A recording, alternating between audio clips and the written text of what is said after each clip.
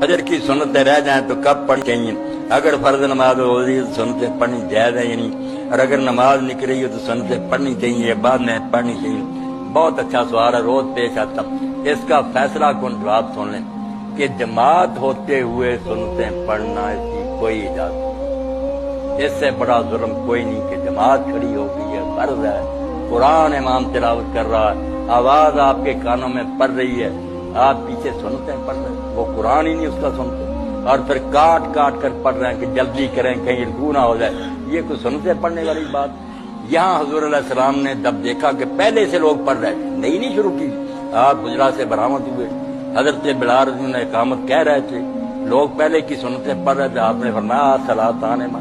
ایک وقت میں دو نمازیں ہو سکتی ہیں، اذا اقیمت الصلاۃ فلا صلاۃ الا المکتوبہ، جب اقامت ہو جائے تو کوئی نماز نہیں سوائے فرض نماز کے، جب اللہ اکبر ہو جائے پڑھ بھی رہے تو چھوڑ دیں۔ حضرت عمر رضی اللہ تعالیٰ عنہ ابن عمر ہاتھ چھوڑ دیتے تھے کہ کیا کر رہے ہو تم، سنتے پڑھ رہے ہو، ادھر فالن کا حکم ہو گیا کہ آ جاؤ ساتھ میں کھڑے ہو جاؤ، تو چھوڑ دیں، رہ گئی بات بعد میں پڑھنے کی، یہاں بھی آپ بے فکر رہیں، جیسے دوسری نمازوں کی سنتیں بعد میں پڑھ لیتے ہیں،